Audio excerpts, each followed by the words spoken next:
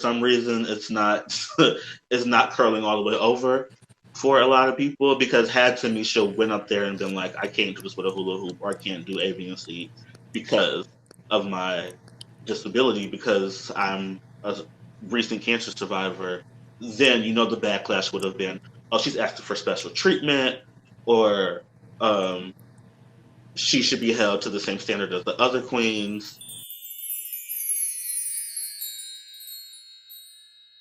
Hey, everybody. Thank you for tuning in to Call In, Call Out, the exclusive after show for Drag from the Left, a weekly digital series where we review RuPaul's Drag Race and current social events from a radical leftist perspective. This is your girl, the very Reverend Dr. Juanita Bind'Em. And this is Avery. My drag name this week is Addison Montgomery. Be sure to follow us online at Drag from the Left. That's DRAGFTL. Tune in live on Sundays on stereo at 6 p.m. Edited versions of our episodes are available the Wednesday following. All places podcasts are streamed except for Apple Music right now and YouTube. Let's get into this. Call in, call out. How was your 2-minute break? Did you like it? I loved it. I need some water. Hit the blunt, Uh-huh. Your mouth dry, huh?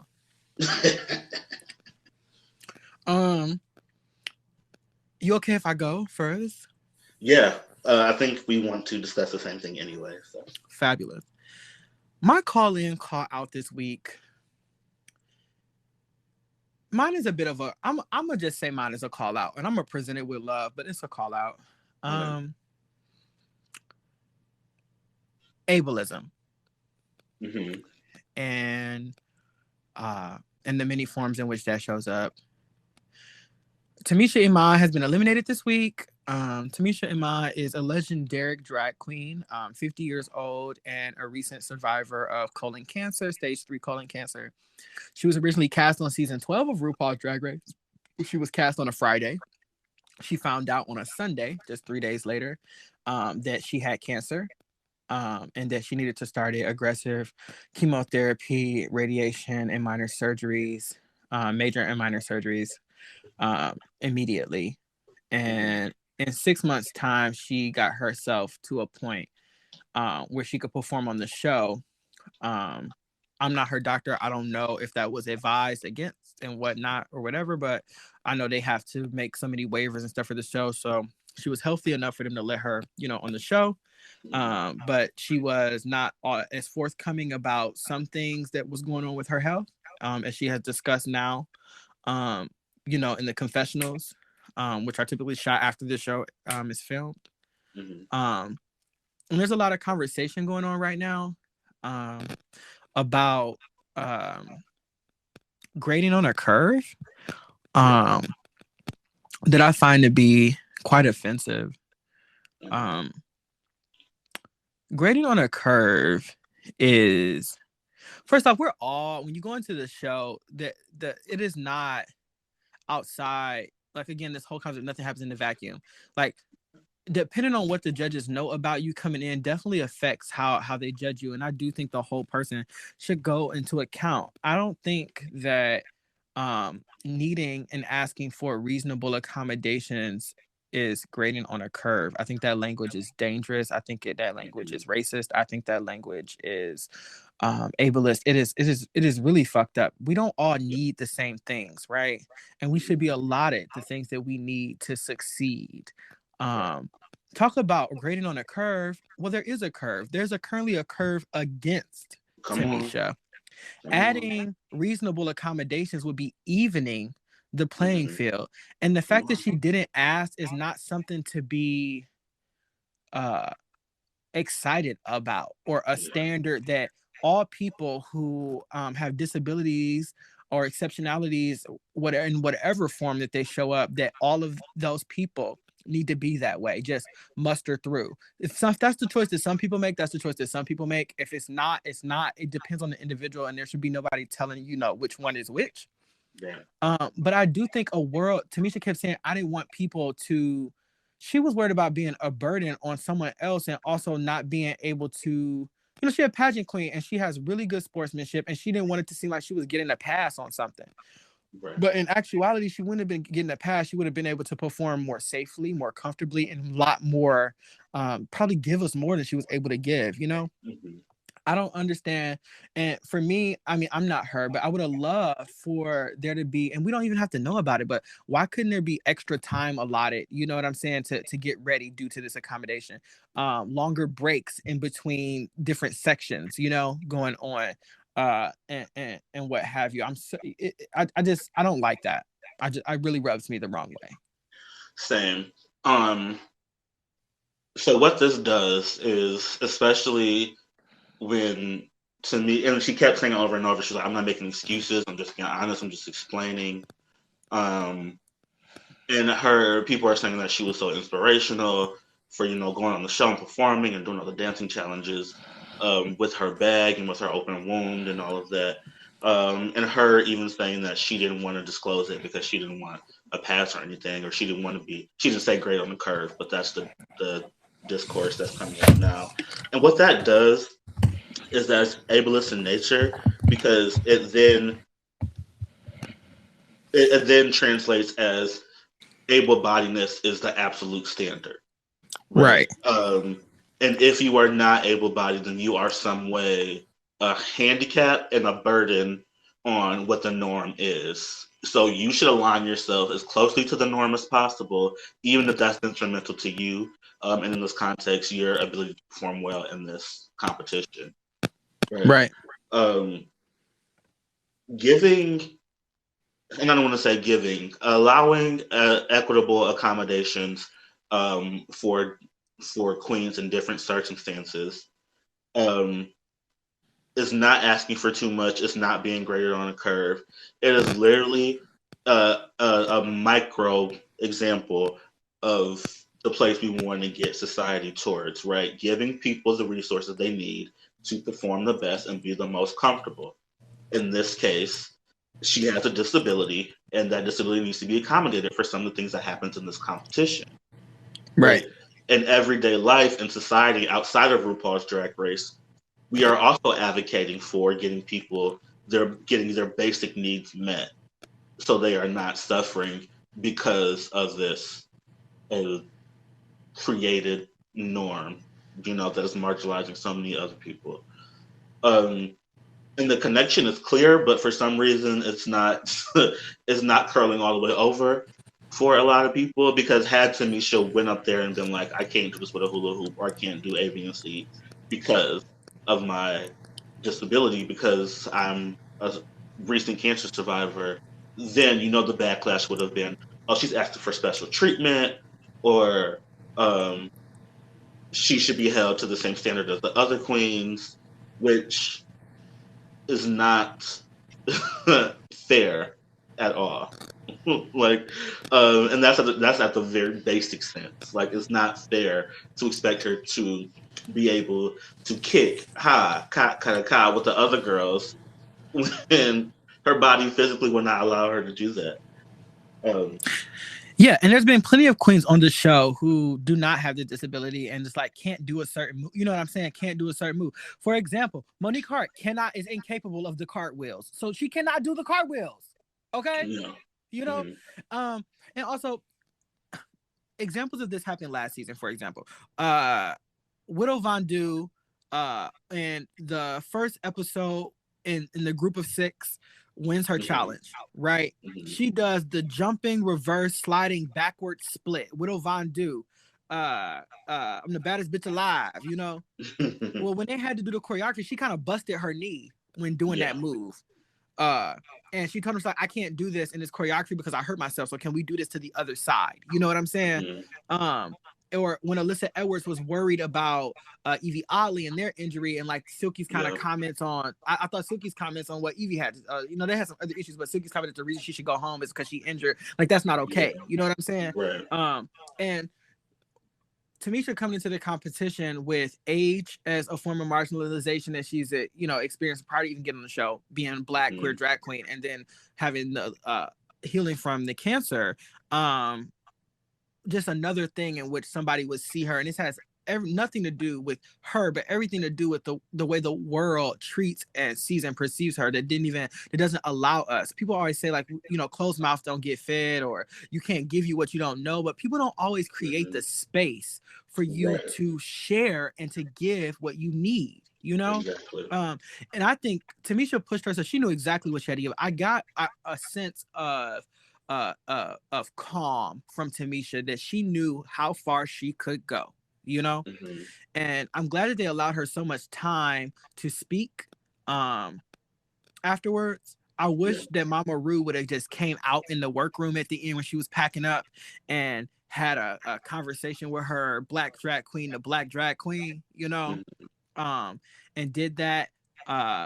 People like it should have been a double Shantae. I don't think it double Shantae, because I think Rue may have felt, this is all speculation. This is what my show is for, right? Right. That I think Rue may have felt and had have seen, and also in Tamisha's eyes, that it was time, Mm-hmm. um, but I can't wait to see what it look like when we get an opportunity to see what goes on next with Tamisha. That just, my gosh, like, we're like fighting for more representation and inclusion on RuPaul's Drag Race, a queer television show where we should be getting, where these ills and woes of the world should not exist underneath the little microcosm of drag, except we get it all, right? It is Mm-hmm. not anyway hidden from the darkness of this world. And now we are seeing that these issues definitely impact the way in which the queens can perform on this television show. It's not just hearsay, us just talking and like we too Right. sensitive and blase, blase, blase, blah. These are real life implications that the choices that the franchise and that our mayors and doctors and leaders in our nation make that directly impact, our Right. livelihood. Um, Agreed. I have a family member that is a performer, and in New York City, they're a ballet instructor. They are a professional burlesque dancer. Mm-hmm. And he also has an ostomy bag, and he dances on point and does these beautiful burlesque numbers. And oh, they're absolutely stunning. And this is a cousin that I'm not. It's interesting. I'm not really close with them. They're older than I, and I wish we had a relationship. We just don't. But there is always nice. I had this family member that's older, and everybody kind of talked about like this, this older gay cousin or whatever. Mm-hmm. And so that's why I just speak about them in hypotheticals, because I don't know how they, whatever. But it would be nice for me to build a relationship with them. But I do think it's the issue that Tamisha being a performer who has an ostomy bag is not. She's not the only one. There are Mm-hmm. other people out here that are stage performers who have this and understand what type of accommodations are needed and function. So I just really wonder how it would have played out if Tamisha had the support and knowing what's needed to kind of mitigate some of the difficulties they were experiencing. Because I Mm-hmm. know it can be done, because there are professional performers out here who have ostomy bags. For individuals who don't know what an ostomy bag is, it is a medical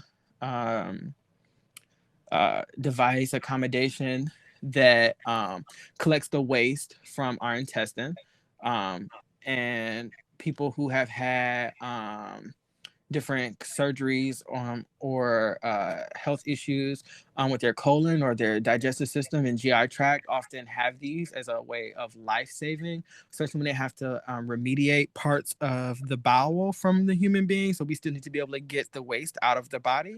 And it is a open duct, typically on the left or right side of the abdomen. And there is a bag that attaches to it that sits pretty low profile to the body, and all the waste, the smell, everything is contained inside of this bag, and they change it throughout the day. There is an open wound. There's an open part of the body because the waste has to come out through it. They don't really have much control. It's not like you have control over your bowels. This comes, it exits whenever it exits through the bag. Um, and it's a life saving thing for individuals who have had to have those type of procedures or health struggles with their colon. Typically, individuals who have them, you can drive and you can do this, you can do that. Your life doesn't have to be, completely and totally different. But of course, there are different accommodations and things that individuals need, particularly if it's something that's new for them and they're still, adjusting to having this new thing. Like when you first get glasses or your own crutches or this or that or whatever, it's a learning curve. It takes some time to adjust to living life with these in these new ways. So that's what it is. But y'all have Google, y'all can use that. But I love how open that she spoke about it. If you saw her in her Untucked, she just talked about it so plainly. Like, and I'm glad that she talked about it because we all know that Black people have had a rough history with the medical industry in the United States of America, and Black people frequently, particularly Black cisgendered heterosexual men, avoid medical screenings, life-saving ones, particularly ones for colon and prostate issues, because the butt is taboo, right? I don't know why everybody got a butt. But for them to speak so openly, they were just like, I had a hemorrhoid. At least I thought I had a hemorrhoid. It wouldn't go away. I went to the doctor. Doctor like, that's not a hemorrhoid. We go do some tests. Doctor called me, tell me I got cancer. They were just really straightforward and honest about the process that went from point A to point B, And I'm like, here's this Black drag queen on YouTube on this national television show talking about the hemorrhoid that they had that led to the discovery of their cancer, and now they're alive here with us, Right. The inquisition about their body and to go save their life, and she is in Hollywood. How lovely. Right. And will remain for the period. future. I'm assuming. Yeah, I can't wait to see what she does with the franchise. Even outside the franchise, I can't wait to see what she does on her own. Because like she said, this is not the end. It's just literally just the beginning. And I really appreciate Tamisha for a lot of reasons. One, letting us and like especially younger folks know that it's never too late. You can be 40, 50, 60, and when it's right, like you said earlier, when it's meant for it to happen to you, it's going to happen. Like a lot of us are always stuck in, especially our generation, and I can't even imagine what Generation Z is going through. But we have to feel like we have to reach certain benchmarks at certain ages.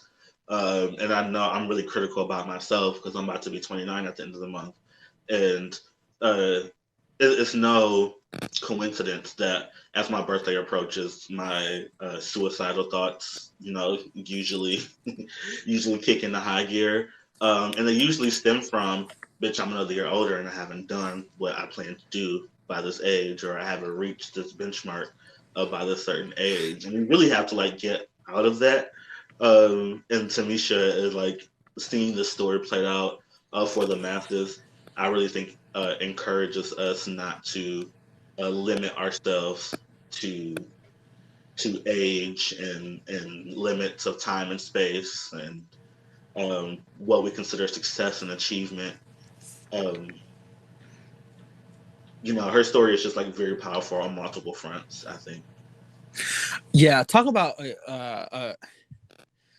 it's just so beautiful, and I really hope that they don't try. I don't know why I'd be trying to fix and prim and proper what I'm gonna say on my goddamn podcast. So let me just say what I was gonna say. It's our shit. You can say what you want to.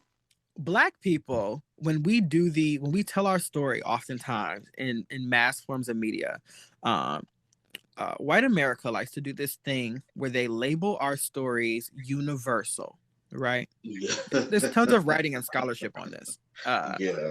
Yeah. Her story is so universal, and it's intentional because it robs it of its Black identity, right? And it forces us to decontextualize the systems that made this person in this predicament in the first place, right? And leans on this happens to everyone. And I'm not, when I say this, I'm not saying that people who are not, that poverty and struggle and strife is synonymous with Blackness. And I'm not saying that people who are non-Black do not experience poverty and exploitation and harm, but I am saying it does not affect them in the same way, right? And that Black people are allowed to have stories that are for us, where we're the focus, where we are the subject matter, right? Yeah. It is not a universal story. It is a Black story because I am Black and I am telling it, right? Come on. And you all can find yourselves in those stories, but that does not make those stories not Black. Come on. That is And literally I just wrote down Toni Morrison because that is what her work was for me. That is what it taught me that, you know, just Western white supremacist society would always want our experiences and our stories at the periphery. yep, And again, that is by design, and a part of that coding is coding it as, you know, universal. So that makes it, you know, that everyone can relate when actually everyone can't relate. And that's a tactic to, again, have our stories and our narratives put at the periphery and not the center. But what Morrison does with her work is that she puts us at the center, and then everything else operates around us. yep. She makes Um, everything Black mainstream, you know, yeah, everything. yeah, and I remember specifically a white interviewer asking her like how she feels about constantly being referred to as a Black writer or a Black woman writer or a Black woman scholar, and not just a writer and not just a scholar. And she was Yeah, like, I love it. Like, she didn't say it like this. I'm paraphrasing, of course. But she was like, I love it. I am a Black writer because I'm Black and I'm writing, and my writing is for Black people and about Black people. So that's not. She's like, that's not a compliment. Like, that's actually one of the best compliments you can give me. And right. that's how I feel about, you know, me and my work. Like, I am a Black writer. I am a Black educator. I am a Black, you know, artist, whatever. I'm not just an artist. I'm not just an educator, because my Blackness, my queerness, all of those things um, affect and augment how I educate, how I write, you know, how I speak, all those things. Yeah, I love that. Toni Morrison. What a blessing. What a I love blessing. my favorite author. I was just talking about her earlier today. In that same interview, that that lady asked her, "Well, are you ever going to write stories that have white people in them?" And she And she took goes, that sip of water and cut her eyes and read that one she says, like "You so can't see how eloquently. incredibly racist that is, can you? Can you?" The white woman didn't even know she was being read until it was over. Didn't even know. You don't know how incredibly racist, because you would never ask a white author, "Well, when are you going to write about Black people?" Right. Ever. And there are white people in my stories, but they are not at the center. So now, therefore, if you can't see yourself in it, you have to, you know, it has to be so, it's, oh, Yep. God. Yep. So I think that was just important to state. Tamisha Iman's story is not a story that is universal. Tamisha Iman's story is a story that is Black, that is queer. I want to be careful about, I don't know how she identifies as queer, because, you know, you got to be careful with gay people over 30 and using the word queer. Right. I mean, well, particularly Because a Black lot gay of them people don't too, like like over it. the age 30 use the Yeah. word queer. But, you know, it's For Black, and it's for gay. good reason. Yeah. Well, of course, it wasn't. The word was very different for them than it is for us. Right. But the story is that of those Black queer people of her experience that have also Mm-hmm. battled with ailment and the body not doing what we needed to do all the time, you know. Right. And I'd be really heartbroken if they tried to decontextualize her story in that way, because then it's not her story, you know. Yeah. And she Again, shouldn't they have push it to to. the periphery by decentering her in her Yeah. own narrative. Yeah, and she shouldn't have to do that to receive the success that is due to her in this moment. And I shout out to Tamisha for stealing and robbing every single moment of joy that is owed to her during this Yeah. time on RuPaul's Drag Race. I have found it completely and utterly inspirational at every moment, and not inspirational in the way where it's like, oh, look at, no, she is legitimately talented. Like, she makes me feel like she get me together, you know what I'm saying? Like, Yeah. I respect her. I think her work is of great, high, spectacular quality, something for me as an artist, for other people that are artists to strive to, you know what I'm saying?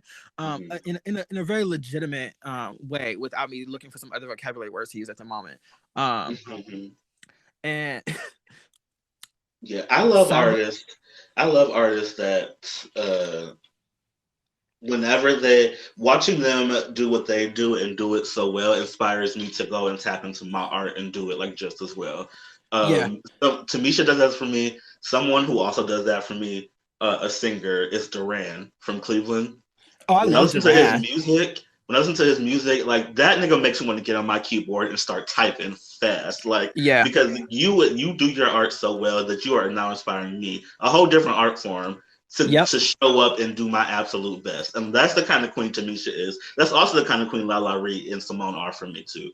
And not just saying that because like they are my favorites and they're the Black queens, but no, watching them actually do their art form and do it so well inspires me to like whenever it's my time to get on this keyboard, whenever it's my time to present work or give a lecture, whatever, they inspire me to show up and give my best. And especially watching two queens like Lala Ree and Simone being dark skinned, and we share like similar phenotypes and complexions, like seeing them on my screen really like encourages me to show up and present my best work each and every time. And that's why Bob the Drag Queen is also my favorite drag queen.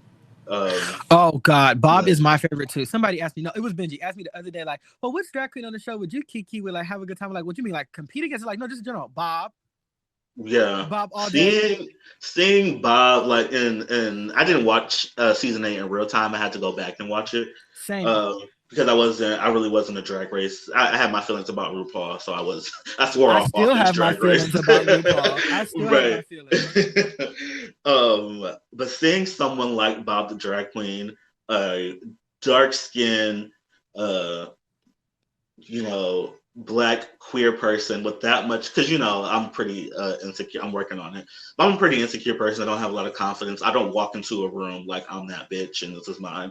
But that's what Bob the Drag Queen was. Like she walked to that competition and she was like, oh, I'm winning this. Like this is mine, and had that air of confidence and like that air of just like self-realization throughout the whole competition to the point where she won. And me being a dark-skinned, fat Black person, aspiring artist at home, watching that on my screen was just like everything for me. Like it gave me, I don't want to say permission, but it gave me kind of permission, to like show up, do my best work. Yeah, it allowed you to see the possibilities. It allowed you to see the possibilities, and that absolutely.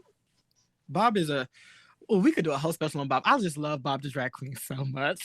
They are so right. And then the thing is too, when they not right and you just let them know that they take responsibility. And I again, and nobody's perfect or without flaw. I just Bob is a really good example to me of that. Absolutely. Well, call in, call out. The general consensus here between us here on the podcast is y'all need to stop being ableist ass fuckers, and y'all need to pick up some literature and some Google it, and just treat people with basic human like. How would you how would you feel for somebody to ask you to do the one thing you can't do? Right. I just don't. It just don't. You know what I'm saying? It don't make sense. How would you feel? Like, and I hate because like Americans are so individualistic and selfish. So sometimes you have to use this basic example of what if it was you, like, or your mama, and somebody asked you to do the one thing that you physically cannot do. How would you feel? And then when you what would be your response? Like, when they let you know, they'd be like, "Oh well." Right. Like, girl. So however you would feel in that moment, extend that same grace to somebody else.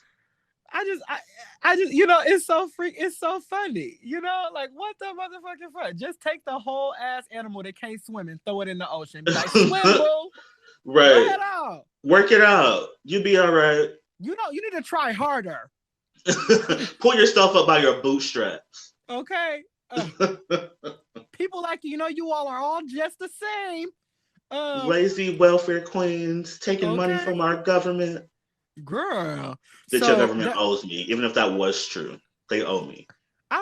Let me tell you right here. They be looking at me. I be looking at these. That's why I don't feel bad. That's why I don't be feeling bad about nothing. This nation, I built this shit. If I want to tear all this shit up, I'm going to. It's mine. It's my prerogative. Like literally, it is our prerogative. You owe us. Period. And with that being said, it is our prerogative to end the show. Thank you all for tuning in to Call In, Call Out, the exclusive after show for Drag from the Left. Be sure to follow us online at Drag from the Left. That's DRAGFTL on all social media platforms. We record our episodes live at 6 p.m., starting at 6 p.m. on Sundays right here on Stereo. Edited version of our podcast are released on podcasting networks and YouTube on the Wednesday following at noon and 5 p.m. and you all can check us out there. If you visit us on Anchor, you can find out ways to donate to us to help us do some more awesome, amazing things that we're working on. Yes. Follow us Tell a friend, tell online, a friend. Facebook, Twitter, and Instagram. You can also find our personal pages there, Juanita Bind'Em and Avery Ware online. We are in there like swimwear, and we like to thank you all for tuning in. And at this point, we are going to bid you adieu.